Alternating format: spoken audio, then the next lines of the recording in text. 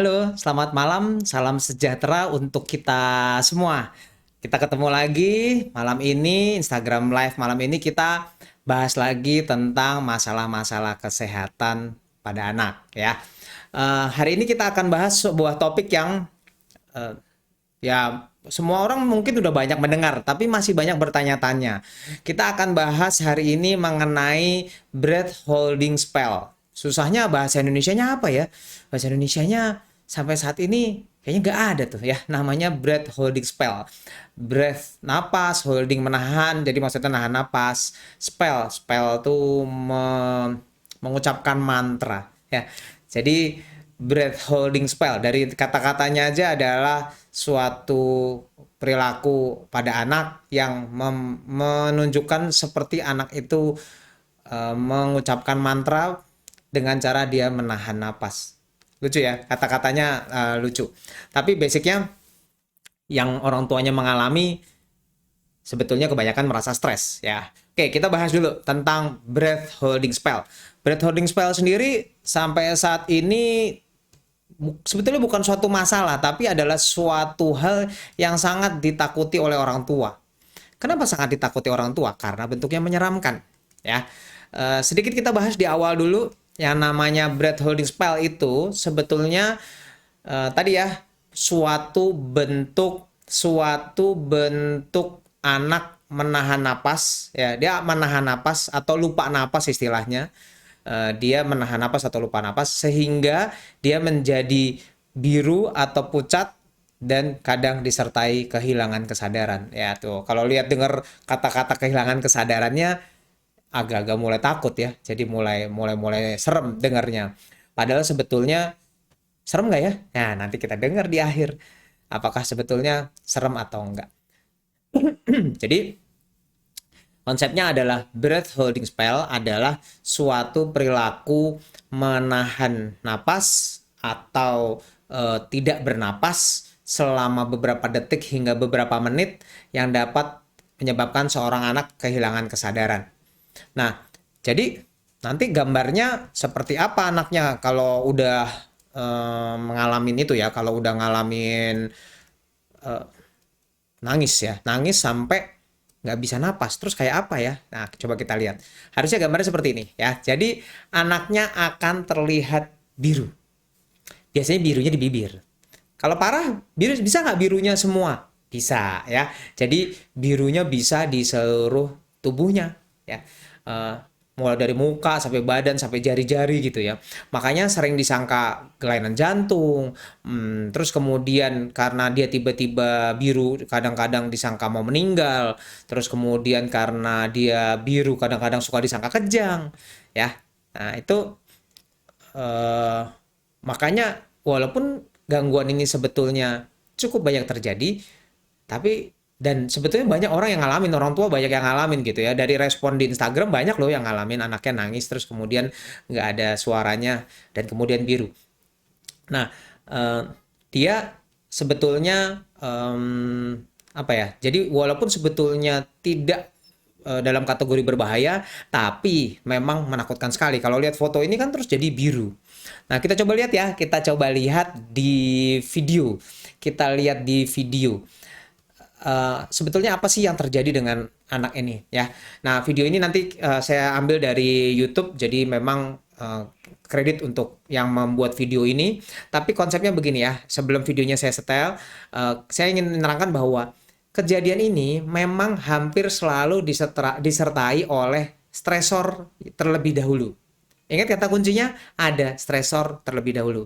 Stresornya apa? Misalnya habis dimarahin, habis jatuh, habis disuntik gitu ya. Nah, jadi konsepnya adalah ada stresor di sebelumnya, kemudian anaknya menangis dan dia kemudian membuang napas. Karena dia membuang napas, dia dalam bentuk menahan napas. Habis dia menahan napas, dia akhirnya nggak sempat tarik napas, kemudian kekurangan oksigen, akhirnya dia akan terlihat pucat atau biru, terus kemudian akhirnya dia akan bisa pingsan dan kalau berlanjut bisa menunjukkan kejang. Ya, ingat urutannya ada masalah dulu, ada suatu stresor tersendiri dulu. Stresornya jangan bayangin kayak stres kayak kita gitu ya. Misalnya, waduh, uang gajinya kurang misalnya, terus stres gitu, bukan gitu. Jadi kalau bayi stresnya biasanya, misalnya dia habis dimarahin, tapi aneh juga ya, ngapain juga marahin bayi? Lalu dia juga nggak ngerti gitu loh. Jadi kalau dimarahin juga sebetulnya percuma. Tapi ada yang marahin bayi. Eh, saya bukan maksudnya mendiskreditkan, tapi coba dinilai lagi. Apakah kalau kita marahin bayinya terus bayinya mengerti? Kan enggak. Ya, jadi malah justru akan menyebabkan stresor tersendiri. Nah ini dia. Ada stresor yang menyebabkan seorang anak menangis, kemudian dia akan menahan napasnya sehingga dia sampai kekurangan oksigen dan kemudian dia akan jadi biru atau pucat, kemudian pingsan dan kalau berlanjut akan menyebabkan kejang. Urutannya sama ya. Jadi kita coba lihat videonya. Bentar ya, kita coba lihat videonya. Oke. Jadi pada video ini kita bisa lihat, coba kita lihat. Ya, kita dengar anaknya nangis. Kita lihat ya anaknya nangis. Pada saat menangis suaranya makin hilang. Nah, kita lihat suaranya makin hilang, makin hilang, makin hilang dan makin hilang. Ya, jadi memang kita bisa lihat bahwa pada anak ini suaranya hilang dan akhirnya ya udah cuma kayak tersedak-sedak begitu dan kadang nggak ada suaranya sama sekali. Kalau berlanjut bisa kita lihat pada video berikutnya. Jadi sama ya, maksudnya anaknya habis nangis, suaranya hilang dan kemudian akan berlanjut ya video berikutnya. Nah, suaranya akan hilang, lihat dia mulai kelihatan biru atau pucat ya.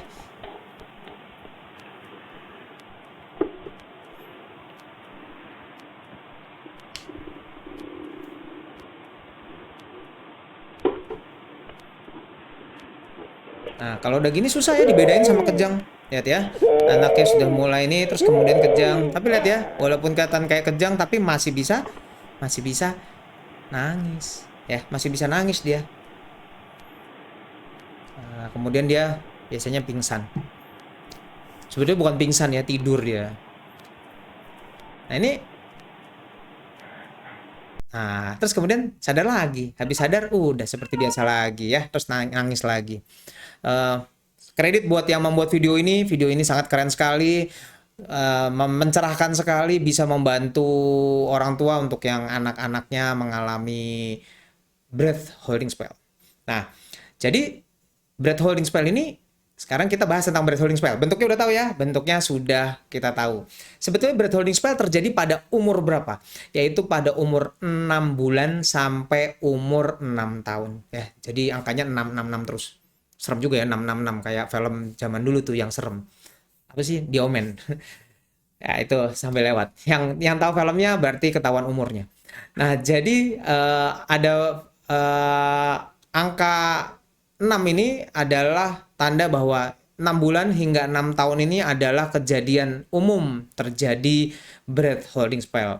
Dan breath holding spell terjadi pada berapa? Pada 5% anak. 5% anak tuh artinya kalau 20 anak ada satu deh, ya. Jadi kalau ada 20 anak nanti ada satu yang breath holding spell. Nah, 80-90% terjadinya sebelum umur 18 bulan. Jadi artinya semuanya pada usia kecil. Dari 6 bulan sampai 18 bulan lah, itu 90%. Hanya 10% yang terjadi setelah 18 bulan. Dan jarang sekali kasusnya terjadi pada bayi baru lahir atau di bawah umur 6 bulan. Nanti saya akan bahas, tadi ada komentar di Instagram yang saya akan coba bagikan. Tapi konsepnya bahwa ingat jarang sekali terjadi pada bayi baru lahir atau neonatus. Bahkan jarang sekali terjadi di bawah umur 6 bulan. Nah, akan hilang sendiri ya. Jadi hilang sendiri nih. Iya betul, akan hilang sendiri pada umur 4 tahun. Tapi ada tapinya. Tapi sebagian akan menetap sampai 8 tahun dan sebagian sampai dewasa. Aneh ya, sampai dewasa. Ada, betul. Nah, nanti yang seperti dewasa yang kayak apa? Nanti kita akan bahas ya. Tapi basicnya gangguan ini sebetulnya bisa terjadi pada semua anak, 5% lumayan loh, 1 dari 20. Terus kemudian biasanya akan hilang sendiri di umur 4 tahun, dan kebanyakan nanti akan ada kebanyakan hilang sendiri, dan sebagian akan tetap sampai umur 8 tahun, dan sebagian lagi sampai dewasa. Tapi jarang banget yang sampai dewasa. Kenapa sih anak bisa begini? Kenapa anak bisa breath holding spell? Jawabannya nggak jelas. Sampai sekarang juga nggak jelas. Tapi ada hubungannya dengan pematangan batang otak, katanya ya penelitian, walaupun memastikannya belum bisa. Nah, eh, tapi ternyata ada beberapa hal yang menyumbang breath holding spell ini. Tapi kita akan bahas nanti agak belakangan.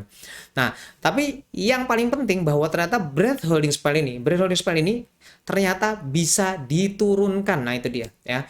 Jadi tadi terjadi pada 5% anak, dan ternyata diturunkan pada 20 sampai 35% pasien. 20 sampai 35. Jadi di antara yang tadi 5% breath holding spell tadi, sepertiganya ternyata diturunkan. Jadi boleh tanya, dulu bapaknya gitu nggak? Dulu ibunya gitu nggak? Gitu ya. Atau kakaknya dulu gitu, adiknya juga gitu. Nah, ini di komen di Instagram ada memang ternyata anaknya 2 dan dua-duanya mengalami breath holding spell. Kita tahu artinya genetik. Kalau genetik apa sih artinya? Ya kalau genetik, kalau punya anak ketiga nggak usah takut lagi ya. Jadi ada kemungkinan terjadi lagi. Terus kalau punya nanti anaknya itu punya anak lagi gimana? Ya nggak akan heran juga kalau itu bisa terjadi. Karena ini memang genetik, dominan otosomal namanya, otosom dominan. Jadi memang bisa diturunkan, turun-temurun terus. Ya, jadi gak usah heran kalau ternyata dulu bapaknya begitu, anaknya gitu. It's okay. Nah, terus pertanyaan baliknya kan, bapaknya juga nggak kenapa-napa kan? Bapaknya juga sehat-sehat aja. Ya, jadi nggak usah takut. Nah, memang ada kontribusi beberapa hal yang menyebabkan si breath holding spell ini jadi lebih susah diatasi atau eh, kadang berkepanjangan. Salah satunya adalah salah satunya adalah anemia defisiensi besi. Jadi pada anak yang kekurangan zat besi, itu breath holding spell-nya akan lebih berat dan lebih lama. Jadi memang di kalau ada seorang anak yang mengalami breath holding spell cukup berat atau berkepanjangan, hati-hati bahwa mungkin ini disebabkan oleh kekurangan zat besi. Sebetulnya memang bisa bisa dihubung-hubungkan, dan memang berhubungan kenyataannya, karena gini, begitu anaknya nggak bisa napas tadi ya, karena dia buang napas terus dia tahan napasnya sehingga dia nggak tarik napas. Nah, pada anak yang kekurangan zat besi, memang kadar oksigennya juga udah kurang bagus ya, karena darah merahnya juga nggak banyak. Nah, anak yang kekurangan zat besi, darah merahnya kurang, sehingga yang bawa oksigen nggak ada. Lah, udah dia nggak tarik napas, oksigennya cuma dikit, nggak ada yang bawa lagi. Ya, oke. Jadi si otaknya akan otomatis kekurangan oksigen dengan lebih cepat. Jadi makanya anak yang kekurangan zat besi biasanya kekurangan breath holding spell-nya suka lebih panjang, lebih parah, lebih nggak hilang-hilang gitu ya, berlanjut. Nanti ada hubungannya sama pengobatan. Ya, jadi basicnya itu ya, bahwa breath holding spell ini harus hati-hati, harus dicurigai pada anak yang lama gitu ya, lama nggak sembuh-sembuh, sering, kok berat sampai kejang, atau bahkan kita harus curiga pada anak yang tadi usianya nggak begitu cocok. Kan memang usianya sampai dewasa juga ada sih sebetulnya, tapi kan kebanyakan umur 6 bulan sampai 6 tahun kan tadi kan dibilang. Jadi artinya kalau dia munculnya kurang dari umur 6 bulan atau kok lebih dari 6 tahun masih ada, juga harus hati-hati bahwa mungkin aja ini disebabkan kekurangan zat besi. Nah, si breath holding spell ini sendiri ada dua sebetulnya. Sebetulnya ada yang bilang ada dua, ada yang bilang ada 4. Kalau yang bilang ada 4, kita bahas deh yang bilang ada 4. Yang bilang ada 4 sebetulnya dia bilang namanya yang tipe 1 adalah simple breath holding spell. Jadi breath holding spell yang sederhana banget, yang biasa-biasa aja. Nah, itu yang biasanya orang tua di komen Instagram banyak yang bilang, anak saya begitu nangis dia tahan napas sampai mukanya merah. Itu dia yang biasa-biasa aja. Tetap namanya breath holding spell karena dia tahan napas sampai nggak ada suaranya. Tapi biasanya anaknya masih merah dan dia disebut simple breath holding spell. Dan itu ada beberapa yang mengkategorikan bilang bahwa itu kayaknya nggak masuk breath holding spell deh, gitu. Karena nggak sampai biru. Nah, sedangkan Kan tadi yang tipe 1 ya, yang pertama. Yang kedua adalah namanya cyanotic breath holding spell. Cyanotic itu artinya biru. Jadi artinya anak yang breath holding spell sampai biru ya. Nah, anak yang breath holding spell sampai biru urutannya selalu sama ya. Anaknya marah atau kesal terhadap sesuatu hal, makanya kita bilang stresor ya, terhadap suatu hal yang tidak sesuai. Bahkan yang dibilang simple sekalipun. Jadi kadang-kadang cuma cedera ringan, nggak sengaja kepentok. Kadang-kadang cuma ditegur. Kadang-kadang cuma ditegur loh, cuma dibilang, kamu tuh nggak boleh begitu. Udah langsung terjadi ya. Jadi kalau yang cyanotic ini, yang cyanotic yang biru, sering disebabkan oleh marah atau kesel pada hal-hal yang justru sederhana ya. Terus kemudian ada periode menangis yang singkat, tadi kita udah lihat videonya ya, ada periode menangis yang singkat, kemudian ada periode buang napas disertai menahan napas. Jadi dia buang kan, habis, nggak ada suaranya, nggak ada tarik napas ya soalnya. Jadi dia buang napas terus, habis buang napas terus, habis deh dia nggak tarik ya. Terus kemudian dia biru. Jadi ini yang biru ya. Jadi namanya cyanotic breath holding spell ya. Breath holding spell yang biru. Setelah itu dia akan kolaps, artinya jatuh lah ya, jatuh, pingsan, kehilangan kesadaran kayak tadi di video. Nah, terus kemudian kalau dia berlanjut dia bisa menyebabkan kejang. Tapi yang ini sebenarnya lebih jarang sebenarnya bikin kejang ya. Walaupun kejadian yang biru ini ternyata ini mencakup 85% breath holding spell. Jadi hampir 85% breath holding spell bentuknya kayak gini ya. Jadi karena hal-hal sepele dia nangis, kemudian dia tahan napas, biru, pingsan. Dah, kebanyakan begitu aja. Biru dapat muncul lebih cepat dari yang kita duga. Jadi kadang-kadang baru nangis 10 detik, 20 detik udah biru. Ya. Jadi agak aneh. Nanti kita ini untuk membedakan dengan kejang salah satunya itu, ya. Nah, urutannya selalu sama. Urutannya selalu sama. Jadi kata kuncinya urutannya selalu sama. Jadi gitu-gitu aja. Ada suatu hal yang membuat dia stres, membuat dia kecewa, hal yang sederhana dulu selalu mulainya ya. Kata kuncinya ada hal pemicunya. Nah, kalau dia nggak napasnya berkepanjangan, biasanya akan muncul lain ya. Jadi bukan cuma pingsan, dia biasanya akan muncul namanya postur itu apa ya? Posisi tubuh. Postur itu posisi tubuh berbentuk dekortikasi atau deserebrasi. Jadi biasanya tangannya begini bentuknya ya. Tangannya bentuknya akan seperti ini. Jadi biasanya tangannya dia akan ngepel begini ke gini atau ke dalam begini ya. Jadi atau ke dalam begini. Itu namanya dekortikasi atau deserebrasi. Jadi tangannya ngepel semua begitu. Ngepel terus kenceng. Makanya ya susah kadang-kadang ini kejang apa bukan gitu ya. Dan jadi masalah kalau dia nggak membaik, tadi berlanjut menjadi kejang. Jadi artinya bisa sampai kejang kayak tadi di video ya. Di video tadi ada kejang. Nah, biasanya ternyata bisa nggak sih sampai lama kejangnya? Ada laporannya begitu. Jadi walaupun jarang ya. Kalau ada laporan tuh artinya sedikit sampai nggak bisa dibuat presentasi, nggak bisa sampai dibuat apa ya? Nggak bisa sampai dibuat presentasenya. Jadi cuma ada tuh jarang banget berarti. Nah, 15-25% tiap hari adalah. Jadi artinya seperempat anak yang mengalami itu ya tiap hari ngalamin dan bisa ngalamin 1-6 kali per minggu. Banyak dong, iya. Jadi kalau 6 kali per minggu kali tiap hari kali ya. Nah, tadi ingat yang pertama yang simple breath holding spell yang orang bilang yang cuma merah doang, kadang nggak disebut breath holding spell yang seperti itu. Kemudian yang cyanotic ini yang biru, dan yang ketiga adalah yang pucat ya, yang pucat. Jadi namanya palate breath holding spell. Nah, yang pucat ini lain, dia nggak biru dia. Nah, ini kurang umum. Jadi ini cuma 15% dari yang breath holding spell. Tapi ini yang paling sering diduga kejang. Karena kan kalau habis dimarahin biru, orang tuanya tahu ya ini tiap habis dimarahin, tiap apa. Ini agak beda sedikit. Anaknya biasanya kehilangan kesadaran karena nyeri hebat atau stres yang hebat. Kebanyakan nyeri. Ini lebih banyak ke nyeri atau kaget yang berlebihan. Jadi misalnya dikaget-kagetin gitu ya, dikaget-kagetin. Makanya nggak usah iseng kaget-kagetin ya. Itu juga kurang kerjaan. Ya iseng boleh lah, tapi nggak usah kaget-kagetin yang berlebihan, nggak usah yang ini, nggak usah yang sampai bikin stres gitu ya. Kalau cuma iseng nakut-nakutin istri sih boleh lah. Itu dia lagi pelototin tuh, karena suka saya takut-takutin. Jadi back to the topic. Jadi, nah, kenapa ini agak-agak menyulitkan kalau yang tipe pucat ini? Karena dia bayangin dia ngalamin biasanya nyeri yang berlebihan. Jadi artinya bener-bener jatuh atau kepukul atau kaget yang berlebihan. Tapi masalahnya pucatnya munculnya nggak langsung. Dia pucatnya muncul bisa 30 detik kemudian. Jadi kadang-kadang orang nggak tahu itu ada hubungannya. Kalau yang tadi kan gampang, habis nangis, nggak napas terus biru. Gampang ngelihatnya. Yang ini susah nih.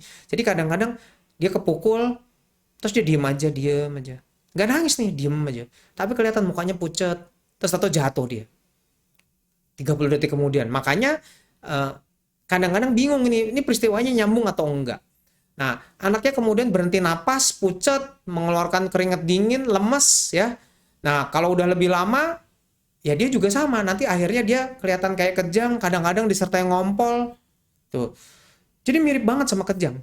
Makanya ini yang paling sering datang ke tempat praktek dengan diduga kejang.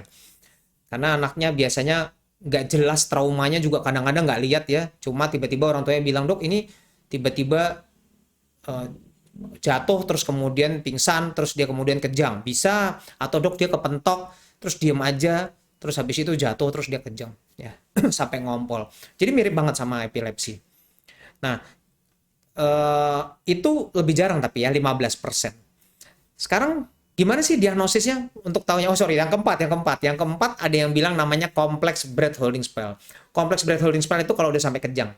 Jadi dia saking lamanya dia akan sampai kejang-kejang. Itu yang kompleks. Hampir sebagian besar di dunia kedokteran hanya menggolongkan dua aja. Jadi yang cyanotic breath holding spell sama yang palate breath holding spell, yang biru dan yang pucat. Karena yang kejang bisa terjadi pada sebenarnya yang mana aja. Nah, diagnosisnya gimana? Diagnosisnya pada dasarnya nggak ada. Jadi nggak ada satupun alat kedokteran yang bisa membuktikan bahwa, wow ini dicek ini breath holding spell. Nggak bisa, nggak ada. Caranya untuk diagnosisnya dibalik.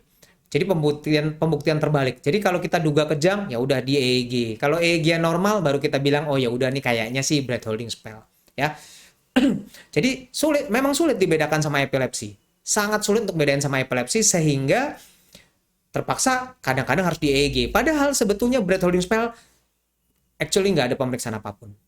Nggak ada pemeriksaan apapun. Jadi begitu kita tahu setiap dia biru atau dia pucat didahului oleh stresor tertentu, kita langsung tahu itu breath holding spell. Nggak perlu cek macam-macam. Kata kuncinya ada pemicunya. Nah, itu yang bedanya sama kejang. Ingat, kalau lihat-lihat video saya sebelumnya tentang kejang, bagaimana membedakan kejang dengan bukan kejang adalah di situ. Kejang selalu tidak disertai oleh hal tertentu. Jadi justru tidak disertai hal tertentu. Artinya begini, dok, ini suka biru, tiba-tiba lagi makan biru, lagi mandi biru, lagi tidur tiba-tiba bengong biru. Nah, itu baru curiga kejang. Kan nggak jelas. Itu curiga kejang. Terus kemudian kalau si breath holding spell terbalik. Kata kuncinya selalu diawali. Ada kata selalu diawali. Jadi selalu diawali oleh stresor tertentu. Jadi pasti gampang. Orang tuanya akan bilang, iya dok, dia ngalamin habis jatuh, habis kepukul, habis saya marahin dok gitu ya. Terus dia nangis-nangis sampai biru. Ya, jadi ada kata kunci bahwa dia selalu dimulai oleh stresor tertentu. Itu dia bedanya sebetulnya. Jadi nggak perlu diperiksa macam-macam dong. Nggak perlu. Tapi ada beberapa kasus yang kita nggak bisa bedainnya, susah banget. Sekarang gini, ada anak yang datang dengan gini, dok kemarin di sekolah, dia tiba-tiba jatuh, terus teman-temannya begitu lihat, dia udah kejang. Oke, sekarang pertanyaannya, dia jatuh, kesakitan, terus dia ngalamin yang tadi breath holding spell yang pucat, karena terlalu lama dia kejang. Itu bisa satu. Atau terbaliknya, jangan-jangan dia udah kejang, gara-gara kejang dia jatuh. Jadi sebenarnya dia udah mulai kejang yang ringan, karena nggak sadar dia jatuh, habis itu kejangnya memberat. Akhirnya kejang betulan. Susah tuh bedainnya ya. Jadi membedakannya sulit sekali antara dia eh, emang jatuhnya gara-gara kejang, terus kemudian kejangnya berlanjut jadi berat, atau sebetulnya karena nyeri dia kejang. Tapi, nah itulah dia. Kadang-kadang pada kasus-kasus seperti itulah yang kita butuh EEG. Tapi sebetulnya kata kuncinya tadi ya, kalau bisa diprovokasi artinya bisa dimulai karena suatu hal pasti bukan kejang. Kalau kejang justru nggak ada pemicunya. Mendadak muncul, mendadak muncul, mendadak muncul. Nah, pada breath holding spell kata bantunya lagi, pada breath holding spell yang lebih dominan bukan kejang. Pada yang lebih dominan selalu antara biru atau pucat. Sedangkan kalau kejang, ya startnya biasanya sih langsung kejang ya. Jarang yang bentuknya biru atau pucat dulu. Kebanyakan kejang dulu karena lama jadi biru atau pucat. Ya, tuh bedanya. Kalau breath holding spell, dia startnya biru dulu atau pucat, terus kemudian pingsan, baru kemungkinan kejang. Bedanya kalau kejang, kalau epilepsi biasanya kejang dulu, karena kelamaan kejang baru pucat. Makanya kadang-kadang kita butuh videonya ya. Jadi ingat, apapun yang terjadi, ada gerakan-gerakan yang aneh, ada yang kayak gitu-gitu deh semua, pingsan, apa, udah tolong videoin aja. Saya tahu lah panik, tapi tolong di videoin. Kita butuh videonya. Jadi HP jangan cuma buat main game, HP jangan cuma buat medsos, HP bisa buat belajar, HP bisa buat videoin kalau ada masalah-masalah ya, sehingga kita punya dokumentasi dan itu bisa sangat berguna sekali buat membantu mendiagnosis. Nah, ingat tadi bahwa harus hati-hati pada kasus-kasus tertentu. Ya, oke. Jadi dari sini kita mulai masuk ke yang berikutnya. Tadi kita udah tahu bentuknya, udah tahu tipe-tipenya kayak apa. Nah, bagaimana membedakan sama kejang kan gitu ya. Nah, sekarang kita udah jadi tahu ya bagaimana membedakan sama kejang. Tapi ada kata-kata kunci tadi yang di awal. Ingat, terjadi pada usia 6 bulan sampai 6 tahun. Artinya kalau terjadinya waktu kecil, hati-hati. Mungkin bukan breath holding spell atau breath holding spell yang disertai penyulit. Karena ada tanggapan di Instagram yang bilang gini, kata-katanya, dok anak saya umur 1 hari nangis terus-menerus sampai biru, kemudian dia kejang. Ingat, lihat, umur 1 hari dia nangis terus-menerus, kemudian dia biru, kemudian dia kejang. Sekarang dia sudah besar dan didiagnosis epilepsi. Menurut saya, yang umur 1 hari itu dia kejang memang, birunya. Kenapa? Usianya nggak cocok. Di bawah umur 6 bulan. Ya kan? Di bawah umur 6 bulan. Tadi diingat, pada bayi baru lahir, hampir nggak mungkin terjadi. Makanya sebetulnya yang pas umur 1 hari, di 30 hari pertama lah, itu mestinya sih salah satu bentuk kejang. Ya, kalau ada biru segala macam, bukan ini. Ingat, di bawah umur 30 hari, sebaiknya begitu kelihatan biru, kita udah tahu lah. Itu seharusnya sih kejang. Jadi memang bisa terjawab tuh pertanyaannya, kenapa, apakah itu ada hubungannya? Apakah yang nangis dulu ada hubungannya dengan yang sekarang jadi epilepsi? Menurut saya, ya memang itu dari dulu udah kejang sebetulnya. Ya, dari yang usia 1 hari itu.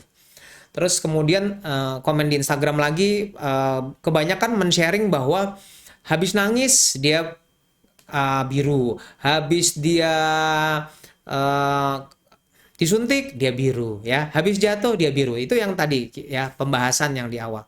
Nah, ingat, begitu di umurnya nggak sesuai di bawah 6 bulan atau di atas 6 tahun, hati-hati karena hal lain. Nah, ini yang harus diwaspadai.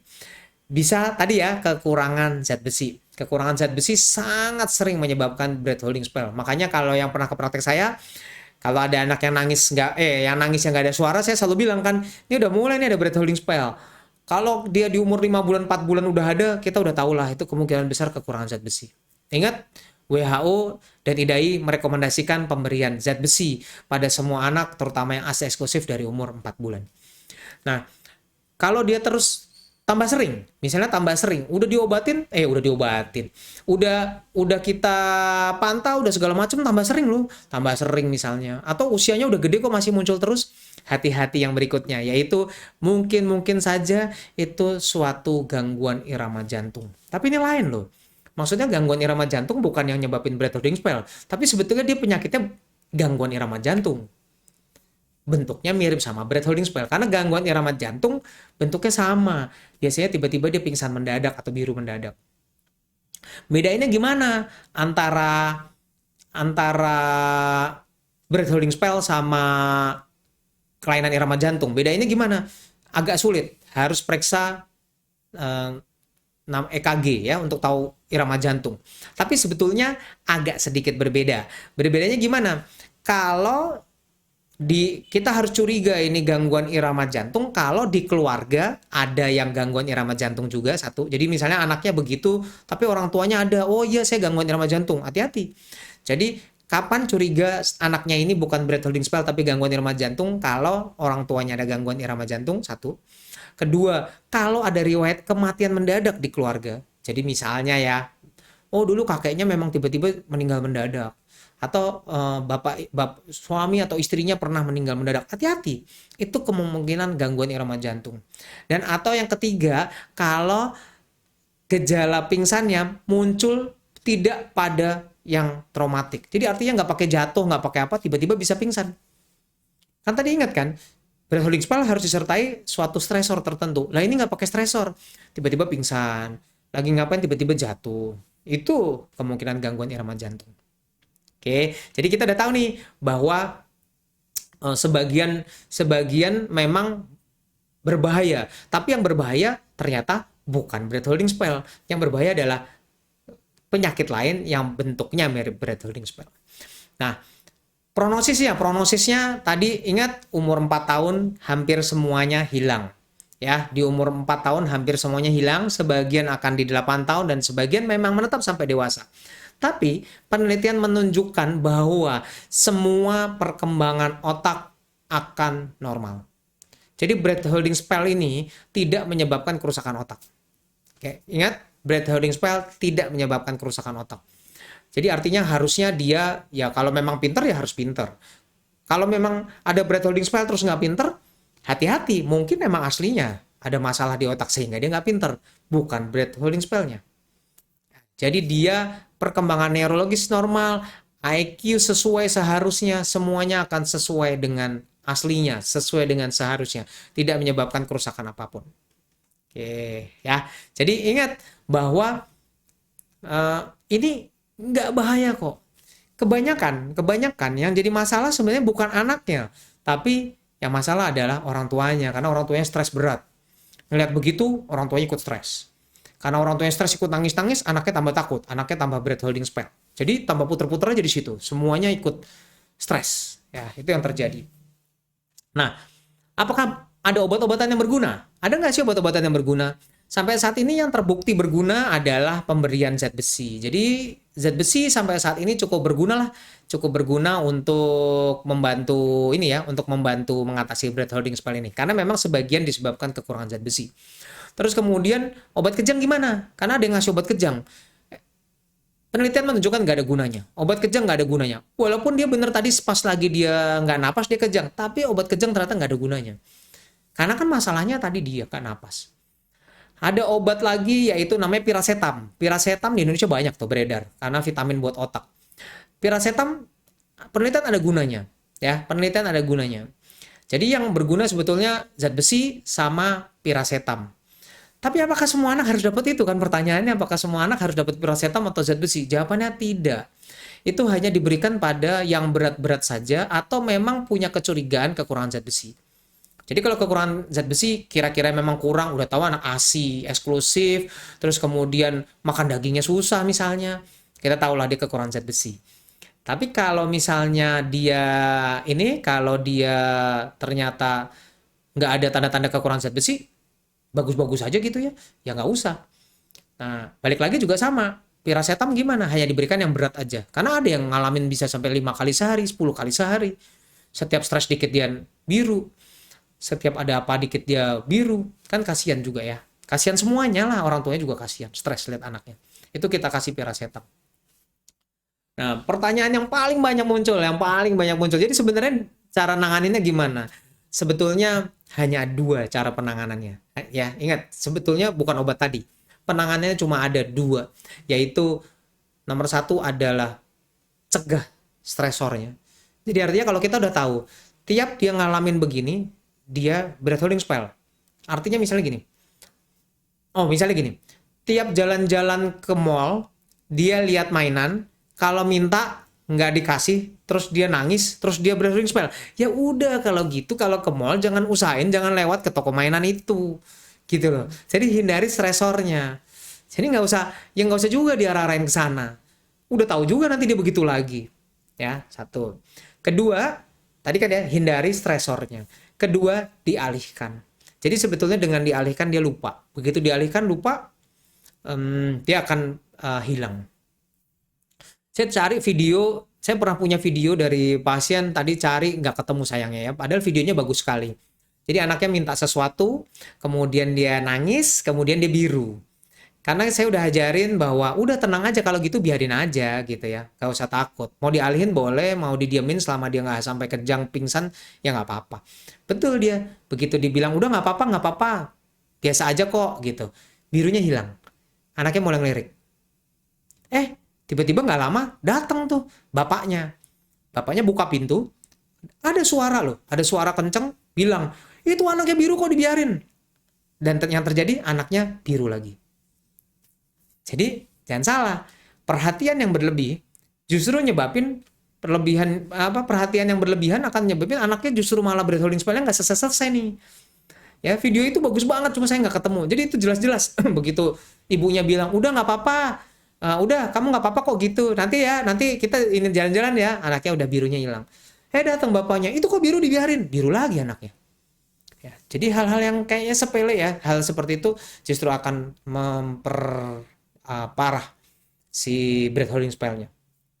Jadi cuma dialihin sama hindari stresornya. Udah tahu itu bikin stres, ya jangan diulang-ulang. Tapi, nah, ada hal yang nggak boleh dilakuin. Ada nggak? Ada hal yang nggak boleh dilakuin. Yang nggak boleh dilakuin adalah juga dua. Nomor satu adalah tadi memperburuk suasana. Jadi artinya, aduh ini kenapa? Aduh ini gini, kok gini.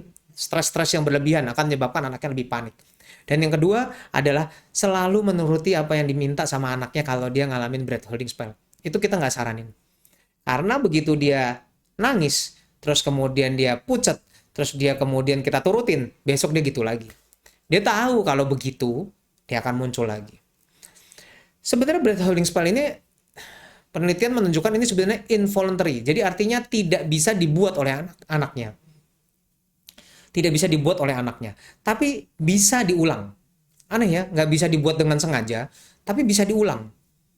Jadi artinya dengan stresor yang sama dia bisa bentuk. Jadi artinya anaknya bisa mempunyai mindset kalau dia butuh sesuatu dia akan nangis sampai biru. Diulang. Ya diulang muncul lagi. Oke. Jadi breathholding spell kelihatannya udah cukup banyak ya. Kita udah tahu banyak tentang breathholding spell. Oke, sekarang kita coba lihat ya pertanyaan-pertanyaan yang muncul. Bentar. Kita lihat dulu pertanyaannya. Ini diulang muncul lagi. Kita lihat dari paling atas. Tadi ada yang bagus banget pertanyaannya. Dok, apakah kelainan jantung bisa dideteksi dari stetoskop? Jawabannya ada yang bisa, ada yang enggak. Kalau gangguan irama jantung nggak bisa. Kalau gangguan irama jantung nggak bisa pakai stetoskop. Dia harus pakai EKG. Tapi kalau gangguannya kebocoran jantung, ada yang bisa. Ya, sebagian bisa. Yang sering ada pertanyaan, apakah kelainan jantung harus ditemukan dari lahir? Sebenarnya kayak kebocoran jantung ya dari lahir lah ya. Tapi apakah selalu terdengar dari lahir? Belum tentu. Kebanyakan kedengaran di umur 2-3 bulan. Nah, saya pernah ngalamin yang begitu. Di umur 3 bulan baru kedengeran. Orang tuanya juga kaget loh. Dulu waktu lahir kok nggak ada. Dokter yang sebelumnya kok nggak bilang. Ya mungkin emang belum kedengeran. Ya. Ini ada yang bilang, anakku mulai 6 bulan ketahuan ada breathholding spell. Sekarang usia 5 tahun sudah berangsur hilang. Betul, karena umur 4 tahun hilang sendiri ya. Tapi ingat, kalau sampai umur 6 tahun masih ada, hati-hati. Apakah ada ini nggak? Ada kekurangan zat besi nggak? Perlu dipertanyakan balik tuh. Ya, jadi perlu dicek lagi, makan dagingnya gimana? Apakah breathholding spell adalah salah satu indikasi anak mengalami keterlambatan perkembangan? Enggak. Jadi breathholding spell bisa terjadi pada anak yang seperti apapun. Tapi, ada tapinya. Anak yang mengalami keterlambatan perkembangan ternyata lebih sering mengalami breathholding spell. Ingat tadi breathholding spell salah satunya adalah masalah pada pematangan batang otak. Nah, anak yang keterlambatan perkembangan sering ternyata terjadi juga masalah di situ. Jadi memang bisa hubungan. Jangan dibalik ya. Jangan breathholding spell artinya keterlambatan perkembangan. Bukan gitu. Tapi anak yang keterlambatan perkembangan lebih sering disertai breathholding spell. Apakah ciri-ciri kekurangan zat besi pun telapak tangan dan telapak kakinya pucat? Iya, itu tapi kalau udah parah loh. Sebetulnya kalau yang ringan-ringan kadang-kadang nggak kelihatan. Kadang-kadang cuma berat badan nggak naik, ya, nggak ada nafsu makan, hati-hati. Makanya biasanya di eh, WHO sama IDAI nyuruh umur 4 bulan udah dapat semua kan zat besi. Apa kalau anak suka keringatan berlebih bisa karena sakit jantung? Padahal berat anak normal. Oke, soal keringat berlebih ya. Keringat berlebih ini pada dasarnya penyebab paling banyak adalah turunan. Jadi tanya dulu orang tuanya ada yang keringat berlebih nggak? Jadi kalau bapaknya atau ibunya ada yang keringat berlebih, kelihatan sekali begitu ya, mulutnya berminyak, makan makan makan berkuah, balapan tuh keringatnya sama kuahnya. Jadi itu nggak jelas ya. Jadi kalau misalnya keringatnya banyak banget gitu ya, ya itu turunan mungkin ya. Tapi kalau orang tuanya nggak ada yang keringatan gitu ya. Terus kok anaknya keringatnya banyak? Ya betul, bisa aja gangguan jantung. Tapi kan bisa didengerin. Bisa juga karena alergi. Anak yang alergi metabolismenya lebih tinggi, sering keringetan. Terus ada juga yang anaknya misalnya ngalamin infeksi. Jadi infeksinya nggak kelihatan. TBC, infeksi saluran kemih, itu keringetnya suka banyak. Ya. Apakah anak yang epilepsi tumbuh kembangnya terganggu? Ya ini memang pembahasan epilepsi ya, tapi memang rentan terganggu. Makanya hati-hati tentang epilepsi ini. Waduh ini pertanyaan tentang hati. Anak saya umur 21 bulan, makan daging hati susah, minum susu bisa. Apakah boleh kasih zat besi? Boleh sebetulnya. Tapi kalau susunya sudah formula, minta maaf bukan bilang formula lebih baik, tapi di formula biasanya sudah ada zat besinya. Tapi kalau memang ada tanda-tanda bahwa dia tetap kekurangan zat besi ya, ya tetap harus dikasih sih betulnya. Saya tahu ada video-video tentang itu ya, video-video tentang pemberian hati ayam. Saya nggak komen lah, tapi ada teman saya, jangan lupa ada dokter-dokter gizi banyak loh, dokter-dokter gizi anak dan dokter gastro anak yang memang membahas tentang makan. Ada banyak ya, silahkan diikuti Instagramnya. Ada dokter Aryani, ada dokter Frida, jangan lupa dokter Meta tuh ya di Surabaya. Sudah bahas tuh tentang hati ayam. Jadi hati ayam tetap penting. Dok, penyebab pusing apa ya? Aduh, kalau pusing, kok ini pertanyaannya gini, dok, penyebab pusing apa ya? Saya akhir-akhir ini sering banget pusing. Aduh, kalau ini ibunya yang pusing mah banyak kali. Coba dicek dulu gaji suami udah sampai belum. Terus kemudian ada masalah nggak gitu kalau pusing ya. Jadi banyak banget kalau pusing. Pada anak aja banyak banget, apalagi dewasa, lebih kompleks ya. Kok breath holding spell bisa jadi mirip kayak tantrum ya, cari-cari perhatian. Betul. Jadi memang breath holding spell ini kadang ada hubungannya sama tantrum. Nah, anak yang jadi memang ini ada hubungannya sama tantrum. Biasanya dia tantrum berlebihan, marah berlebihan, terus dia tahan napas, akhirnya dia breath holding spell. Nah, ini yang tadi hubungannya sama anak yang keterlambatan perkembangan. Kenapa? Karena anak yang telat bicara, anak yang terlambat bicara, dia kan nggak bisa ngungkapin ya apa yang dia mau. Akhirnya breath holding spellnya, akhirnya dia lebih sering tantrum. Karena tantrumnya berlebihan, dia jadi breath holding spell. Akhirnya, ya itu dia tadi pertanyaannya, apakah anak yang terlambat perkembangan jadi breath holding spell? Ya memang lebih sering, tapi hubungannya sebetulnya nggak secara langsung ya, gitu. Sampai umur berapa dok breath holding spell tadi ya? Ada yang dewasa? Ada. Nah yang dewasa yang kebanyakan yang tadi tuh, yang pucat. Jarang ya ketemu yang ada, tapi ada loh yang udah dewasa terus habis itu kalau marah dia tahan napas gitu ada. Tapi ya itu kan biasanya ada hubungannya sama gangguan psikiatrik kalau itu. Maksudnya nggak bisa, bukan sakit jiwa loh, saya nggak bilang sakit jiwa. Tapi maksudnya ada hubungannya sama bagaimana mengatasi stres. Ya, marah terus tahan napas sampai biru. Kan kita kalau dewasa kalau kita marah udah nggak nangis-nangis ya. Tapi kalau misalnya yang pelit yang pucat, iya ada. Jadi begitu dikagetin terus dia stres gitu, diem pucat semua, terus pingsan, ada yang itu. Nah itu yang suka menetap tuh sampai dewasa. Ya.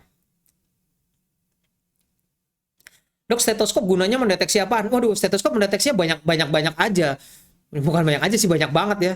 Jadi stetoskop gunanya banyak banget. Dengar perut bisa, dengar jantung bisa, dengar paru bisa. Banyak lah. Yang tapi beneran bisa semua ya stetoskop. Cuma ya memang secara umum nggak bisa detail. Apakah bisa tahu kelainan jantungnya apa? Nggak juga. Bisa tapi mungkin nggak spesifik. Tetap aja harus eko. EKG gitu ya. Dok, kalau bayi pada jantungnya terdapat lubang sebesar 8 inci, apa bisa nutup? Wow, ini gede juga ya, 8 inci. Ya itu mesti ngomong sama dokter jantungnya sih. Tapi kok menurut saya kemungkinan besar harus ada tindakan. Apakah epilepsi bisa pemicu breathholding spell? Kelihatannya nggak ada hubungan menurut saya. Jadi artinya kita harus hati-hati kalau pada pasien epilepsi, dia memang udah epilepsi. Terus kemudian kok suka tiba-tiba biru ya, marah biru. Kita lihat aja. Kalau dia masih marah biru gitu ya, tiap marah biru. Ya, mungkin betul epilepsi dan breathholding spell memang ada dua-duanya. Kan tadi dibahas, anak epilepsi sering terlambat perkembangan, anak yang terlambat perkembangan lebih sering mengalami breathholding spell karena tantrumnya berlebihan. Jadi bisa-bisa aja. Tapi kalau udah nggak jelas ya udah kita EEG ulang aja. EEG ulang breathholding spell. Kalau ternyata EEG-nya, kejangnya masih banyak, ya udah itu bukan birunya bukan breathholding spell. Jadi artinya dia memang epilepsinya belum selesai. Anakku prematur, udah screening eko jantung, hasilnya normal. Udah aman ya dok, nggak ada kebocoran? Udah aman. Ya, jadi kalau udah di eko normal, ya harusnya nggak ada apa-apa. Ini banyak juga ya pertanyaan tentang jantung. Kayaknya saya besok-besok saya undang deh teman-teman saya yang dokter jantung anak ya. Kita bahas deh gangguan-gangguan jantung pada anak. Terus kemudian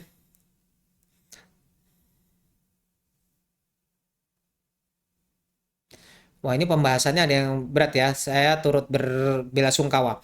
Anak saya meninggal usia 14 hari. Nggak ketahuan kenapa meninggalnya. Saya tiduran jam 2, selesai menyusui. Jam setengah 5, saya lihat anak saya sudah biru, sudah tidak ada detak jantung sama napasnya. Ya, cukup berat ya. Jadi, apakah breathholding spell? Jelas enggak. Breathholding spell nggak pernah menyebabkan kematian. Tapi ada yang namanya sudden infant death syndrome. Jadi, kematian mendadak pada bayi. Dan penyebabnya sebagian besar nggak tahu kenapa. Teorinya ternyata tuh genetik katanya. Jadi mungkin ada hubungannya sama gangguan irama jantung. Jadi banyak tuh sudden sudden infant death syndrome sampai sekarang kenapa masih belum jelas. Maksudnya penyebab pastinya ya, tapi ada beberapa dugaan kayak tidur tengkurap, kemudian menyusui keselak, terus kemudian banyak ya di keluarga ada yang perokok, terus kemudian penggunaan alkohol pada ibunya, terus pemakaian bantal berlebihan, kasur air yang begitu-begitu ya. Jadi ada beberapa hal yang memang ada hubungannya sama sudden infant death syndrome. Tapi salah satu penyebab utamanya adalah genetik dan penyebab yang cukup sering juga ternyata gangguan irama jantung. Masalahnya gangguan irama jantung nggak bisa dicek tuh, susah kalau bayi. Deteksinya susah. Sering ketahuannya tiba-tiba udah biru gitu. Ya. Nah, dok, anak saya kalau makan sering tersedak terus bibirnya langsung biru. Waduh, yang itu bahaya banget ya. Lah ini bukan breathholding spell. Kalau tersedak sampai biru ya ayo dong, jangan tersedak lagi dan di atasi cepet-cepet. Harus belajar itu tuh Heimlich, bagaimana mengatasi anak tersedak. Tapi kalau anak sering tersedak ya ayo dong, datang dong ke dokter pencernaan anak. Jangan-jangan ada GERD atau apa gitu. Gitu. Ya ada yang bagus banget nih. Dok, soalnya saya punya stetoskop nganggur. Saya nggak tahu gunanya untuk deteksi apa. Lah, yang penting kenapa juga dibeli? Nah, itu dia yang paling penting pertanyaannya dulu kenapa bisa dibeli. Kalau benar dikasih orang, ya udah dikasih lagi ke orang yang lebih membutuhkan. Udah deh nggak usah coba-coba pakai stetoskop deh. Boleh buat anaknya ya, buat latihan gitu. Apakah kalau anaknya dicek pakai stetoskop sambil nangis tetap efektif? Efektif. Kalau untuk periksa jantung tetap kedengaran. Kalau paru kedengeran tapi yang halus-halus nggak kedengeran. Gitu. Tapi lumayan tetap bisa kedengeran. Terutama gangguan jantung kan kalau lagi stres kedengeran. Detaknya misalnya terus jadi berubah. Detak tuh harusnya tetap dep dep dep dep dep dep dep dep dep dep gitu. Makanya namanya lepdep. Lepdep. Bunyinya begitu dia, lepdep lepdep lepdep lepdep gitu. Bisa kita dengar kalau detaknya seperti kayak detak apa ya, tapak kuda namanya, kayak kayak tapak kuda bisa duruk duruk duruk duruk duruk, kita udah tahu itu ada suatu kelainan jantung. Jadi walaupun nangis tetap ada informasi yang didapat ya. Eh, Dulu yang informasiin kalau kakak Holding spell itu dokter Herbowo, padahal sebelumnya ke dokter lain disuruh ke dokter spesialis jantung sama saraf anak. Ya untungnya sih ke saya kan, saya dokter saraf anak, tapi ya basicnya ke saya juga pasti nggak akan saya suruh cek apa-apa sih. Ya karena kita udah tahu kuncinya kalau dia ternyata memang dipicu oleh suatu hal stresor terlebih dahulu, kita udah langsung tahu itu lebih mengarah breath holding spell. Karena emang nggak salah gitu kalau dokter anak kadang-kadang bingung, karena breath holding spell ini adalah salah satu penyebab anak diobati sebagai epilepsi padahal bukan epilepsi. Itu bayangin ya, bahkan ini di luar negeri loh, salah satu penyebab terbanyak seorang anak diobati sebagai epilepsi padahal bukan epilepsi. Jadi ya actually emang kenyataan nggak gampang ini untuk tahu breath holding spell ya. Jadi harus itu ya, harus ya kalau diperiksa macam-macam sama dokternya, mungkin dokternya juga nggak bisa mendeteksi lebih mudah ya. Tapi konsepnya tadi ingat sederhana ya, kalau dipicu oleh suatu hal terus menerus harusnya bukan kejang. Kelainan jantung masih mungkin sih, tapi jarang kan pada anak gangguan irama jantung itu. Terutama anak Indonesia ya maksudnya. Karena kalau di luar memang lebih sering, tapi di Asia ini salah satu yang jarang. Salah satu yang jarang terjadi gangguan irama jantung pada anak. Oke. Jadi menurut saya sebetulnya nggak usah takut tentang si breath holding spell ini. Tetap hati-hati tentang gangguan irama jantung. Kalau saya pendekatannya begitu breath holding spell kelihatannya signifikan, mendingan cek zat besi dulu deh. Ya. Oke. Dok, tadi kan dokter bilang kelainan irama jantung susah dideteksi. Apakah ada ciri-ciri yang bisa bikin orang tua lebih aware? Ya itu tadi, kalau ternyata tiba-tiba sering pingsan mendadak, terus kemudian sering biru mendadak tanpa bisa penjelasan yang jelas. Kalau dia benar dipicu, tiap dia dimarahin dia begitu, oke lah itu breath holding spell. Tapi kalau tiba-tiba dia pingsan mendadak nggak jelas, di EEG normal, berarti bukan kejang gitu ya. Ya udah kita harus curiga nih gangguan irama jantung mungkin. Tolong di EKG namanya. EKG itu untuk periksa irama jantung. Ya, jadi si breath holding spell ini memang suatu hal yang apa ya? Sebenarnya nggak bahaya. Tapi yang paling sering adalah menyebabkan stres orang tuanya. Yang tadi saya bilang, akhirnya stres karena orang tuanya stres, anaknya ikut stres. Karena anaknya stres, breath holding spell-nya tambah nambah. Jadi akhirnya ya kayak lingkaran setan lah istilahnya ya. Jadi akhirnya semuanya terjebak di keadaan yang membingungkan, menakutkan, dan anaknya akhirnya stres semua. Jadi nggak perlu takut akan hilang sendiri, sabar aja. Beberapa memang akan berlanjut sampai di atas umur 6 tahun. Tapi kalau memang berlanjut atau memang menemukan hal-hal yang kok berlebihan sekali, kok sampai kejang, kok parah banget ya birunya, kok lama banget birunya, kok udah birunya lama nggak bangun-bangun, kayak gitu. Mestinya kayak tadi video yang tadi, habis dia pingsan nggak nyampe 1 menit deh, cuma sekitar 10 detik dia udah bangun lagi. Ya, ingat ya. Jadi kapan harus ke rumah sakit ke breath holding spell ini? Kalau memang usianya nggak cocok, tadi di bawah 6 bulan, di atas 6 tahun, tolong dong dicek. Terus kalau dia berlebihan sampai kejang tadi, berlebihan, kok gampang banget birunya, tiba-tiba mendadak banget, baru kebentur langsung biru, nggak butuh pakai nangis tuh, ya. Atau kok nggak ada pemicunya, sering biru tanpa pemicu, sering pingsan tanpa pemicu, tuh tolong dibawa. Ya tadi usia aneh tanpa pemicu, birunya berlebihan, kok jadi sering sampai kejang, itu harus dibawa lah. Kita butuh pemeriksaan lebih lanjut. Yang salah satunya adalah pemeriksaan zat besi dan pemeriksaan irama jantung.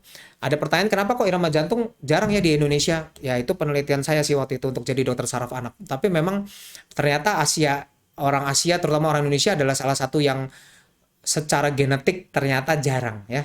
Beruntung ya kita orang Indonesia. Di luar negeri lebih sering untuk mengalami gangguan irama jantung. Oke, jadi ingat jangan dibawa stres, jangan dibawa sampai berkepanjangan. Yang penting pemantauan. Tadi gimana nanganinnya? Jangan lupa dialihkan dan dijauhkan dari stresornya. Kalau stresornya itu penting kayak tadi ya, misalnya cuma gini, stresornya misalnya, oh tadi kalau dia minta beli mainan, terus dia marah, terus dia tantrum, terus dia breath holding spell, itu mah ya jangan deket-deket toko mainan, itu gampang.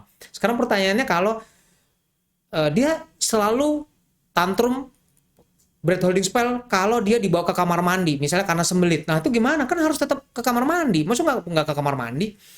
Itu yang sulit. Nah, jadi artinya kita harus mulai kenalin ke anaknya bahwa ini tetap penting. Caranya, dikenalin dari nggak dibawa ke kamar mandi. Dibacain buku tentang kamar mandi lah, dibacain buku tentang bagaimana BAB itu penting. Terus kemudian pelan-pelan jalan-jalan deket-deket kamar mandi. Begitu, jadi dikenalin pelan-pelan.